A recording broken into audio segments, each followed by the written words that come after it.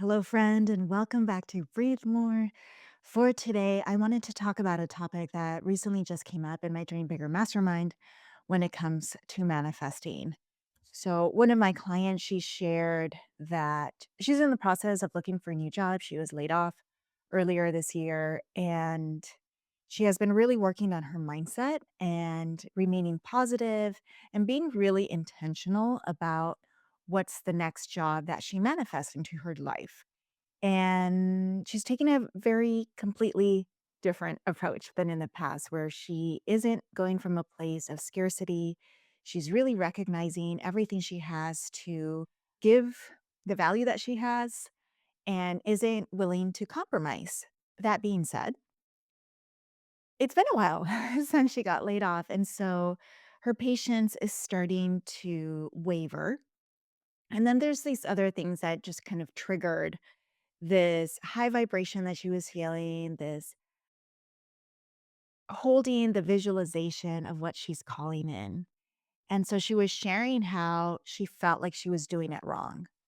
Like she's working so hard on being positive, and she had a day where she got triggered. And instead of just acknowledging the emotions and like reflecting on, well, why am I being triggered? Like, what are these strong emotions about? She felt like she immediately had to go to be positive or reach out for tools to, I don't know, help her raise her vibration. And so my coaching around this is when it comes to manifesting, the goal is not to just to remain positive and to be in this unattainable high frequency nonstop. At the end of the day, we are humans and things are going to happen. A lot of times, there's a lot of excitement at the very beginning when we do set these intentions, when we get clarity on what it is that we're calling in. Maybe when we have some synchronicities or some validation that it's like, okay, yes, I am on the right path. And then something will happen and it could easily just spiral our mind drama. But it's not helpful to then as well make yourself wrong, to feel like you can't be sad, that you can't be frustrated at times, that you can't feel angry. And so I gave the example recently where I was selling a Black Friday offer, and I set the goal for myself to sell 10 Black Fridays. So as soon as I announced it, I sold 2. I'm like, awesome. So that was a great evidence for my mind to be like, great, this is an offering that's resonating with folks. Like, I'm going to reach my goal so quickly. I mean, I'm already 20% there. And then crickets, nobody was buying. So I also saw my mind going to the place of like, oh my gosh, I don't know if I'm going to reach my goal. I know this has happened with me where if I'm feeling as reaching towards my goal, especially if there's a deadline and I'm not getting closer, then as a way to unconsciously protect myself from the fear of failure or disappointment is I will lower my goal. Let's use this example of like selling 10, right? So then I would be like, okay, well, what if I just sell 5? Like it's still better than nothing. What I really worked on with this last launch promotion was to allow myself to feel those uncomfortable feelings of like the disappointment, the confusion, maybe even some annoyance, like whatever I was feeling, not make it wrong. And then also do some tools to help myself then regulate myself. So this is my approach to manifest, like part of my framework is we set the goal, we get some clarity, we take some action towards our goal. Life is going to happen. We're not going to manifest it quickly enough. Challenges might come up. Doubt will come up, imposter syndrome. Maybe people are projecting their own fears and making us doubt, like, should we really do it? Was that a right decision? That's where the self coaching comes in. So, when those emotions of like the doubt started to creep in, I'm like, okay, acknowledging, like, sure, I'm thinking these things, but what else can be true? Other things specifically around this example of selling the Black Friday offer is that it's Thanksgiving weekend. People are traveling, they're with their family. They probably need some time to like sit with it and process it. So, in the meantime, what am I in control of? What can I do? So, what I decided to do was every day I sent an email around this. I addressed objections. I also did personal outreaches to folks. I reached out to people who have expressed interest in the past working with me one on one, like personal text messages, personal emails, personal DMs. So I did everything in my control to make this a successful promotion. With that itself, I used my tools that I felt was going to help me process any emotion. So for this specific thing, I did some tapping. I love tapping. If you're not familiar with it, it's also called emotional freedom technique. There's this guy, his name is Brad Yates, whose programs I've purchased, and also he has a ton of free YouTube content. And so whenever I'm feeling intuitively like, oh, I think that tapping will be supportive for this, I go do it. So that's what I did. Whenever I was feeling like I wasn't being magnetic enough or my confidence was wavering, I just did some tapping. So tapping, you tap on different acupressure points as a way to move your energy while you're saying affirmations or statements. So I did that as a way to support myself. Obviously, breath work is another tool that I constantly go to help regulate myself. And so when I say regulate my nervous system, I mean that I help my body come out of that stressed state where it's thinking of all the worst case scenarios that can happen, where it's thinking about negative things, just thoughts that are not helpful and that don't make me feel good and may not even be true. This is a completely normal reaction to keep us alive, to keep us safe.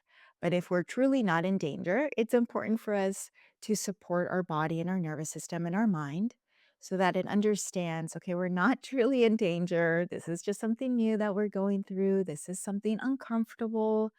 It's not going our way. It's bringing up our insecurities, but we can navigate this. We don't have to shut down. We don't have to go into freeze mode or fight. And so that's how I use the term regulate yourself as a way to support you when you're working towards a goal. And then the other thing that I did specifically for me in this promotion was I'm making up all the rules. So I gave folks a deadline. It's like, okay, you have this amount of time because it's important to have a sense of urgency for folks selling one on one. But after that deadline expired, I had a few people email me and they're like, oh my gosh, I went to the link and it's not working anymore. Is there any way that I can still get that offer? Am I gonna turn it down? No. So I just turned on the offer again and allow them to purchase. So in the end, I met my goal. Actually, I surpassed it. I got 11 people to purchase. It was not when I set the deadline. I set the deadline for the last day to purchase was like Wednesday. I was at 7 people at that point. And then another 4 people ended up purchasing afterwards. Like I ended up stopping on Sunday. But Wednesday I stopped promoting. It was just like people needing more time to respond to my personal outreaches, to my emails.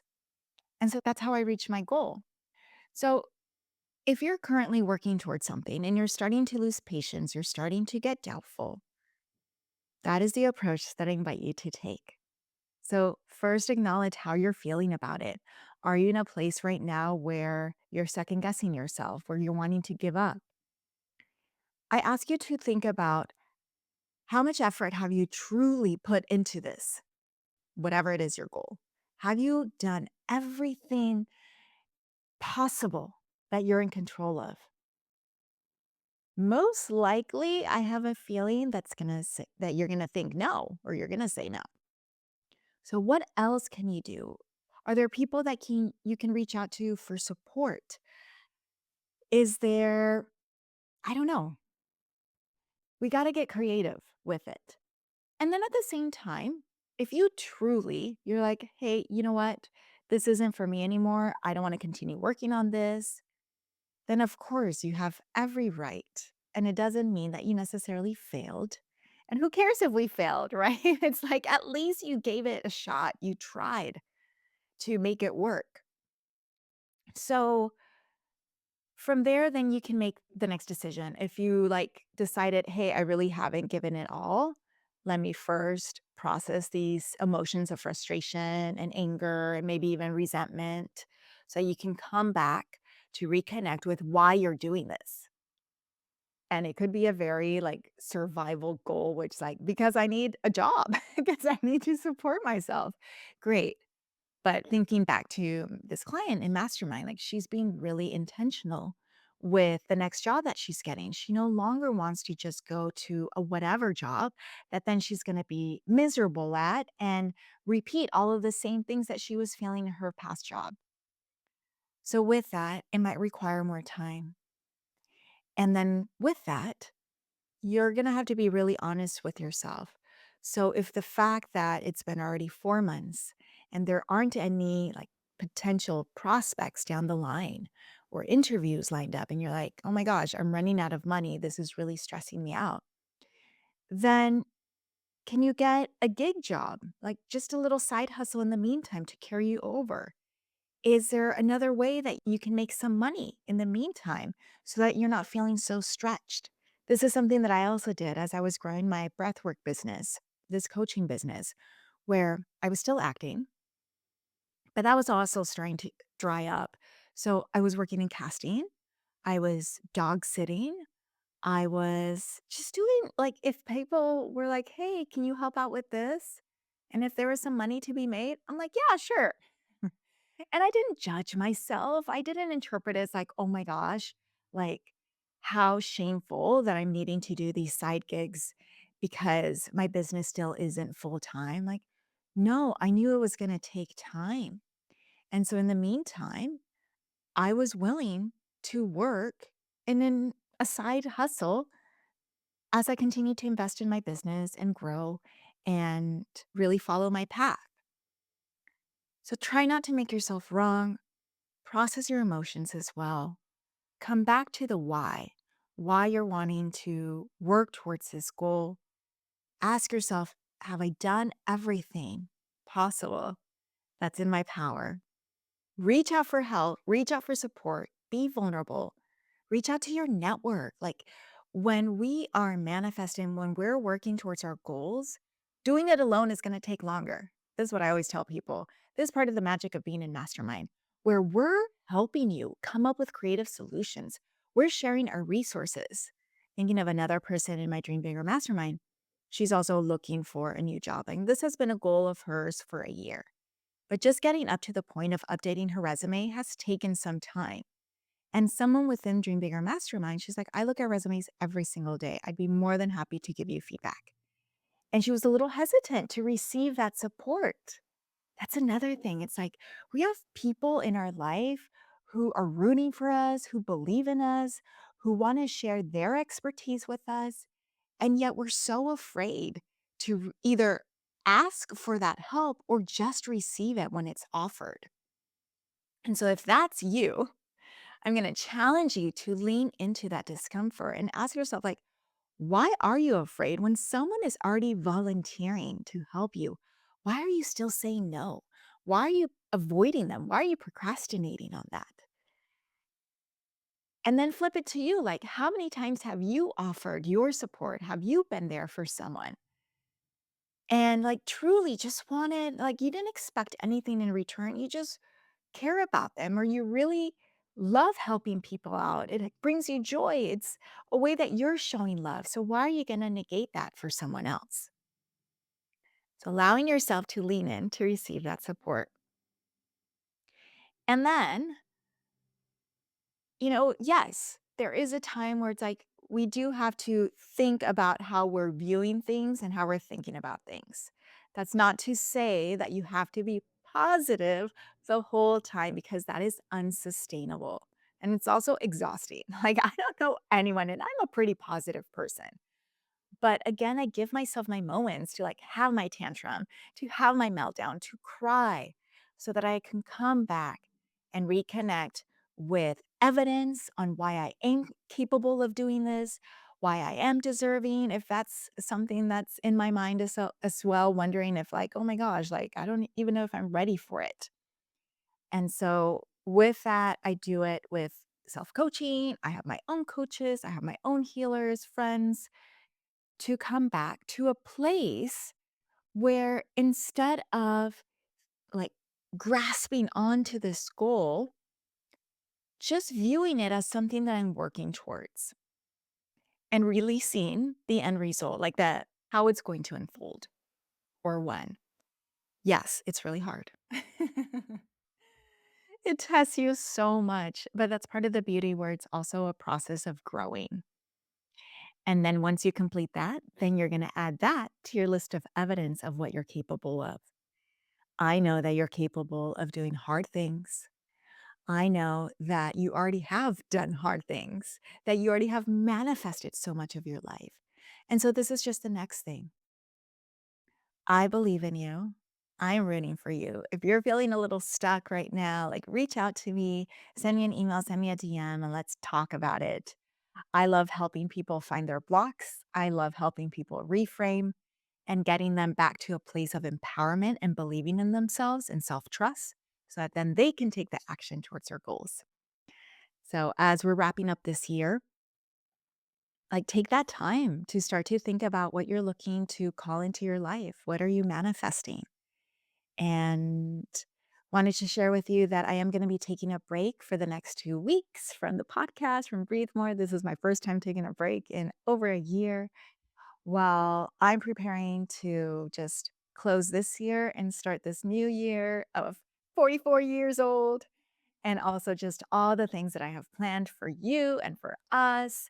And so I need some time to just kind of like work on that. But we'll be back in January with so many more tips, with guidance and the energy of the new year to work on what we're manifesting. And in February, I'm starting the next cohort of Dream Bigger Mastermind. So if you're thinking of joining, just I wanted to plant the seed. It's like, all right, we have a couple of months before we start, but I can't wait to really help you grow your goals, help you to like really feel empowered and clear and achieve these goals that you've been wanting. For some of you, I'm feeling like the energy of like for a while and you just keep putting it off. Well, 2025 is the year to stop putting things off and to really be in control of your life. And I can't wait to coach you through that. Happy New Year, everyone. Happy holidays. Thank you so much for listening. Sending you so much love and keep dreaming, keep breathing. We got this. Bye.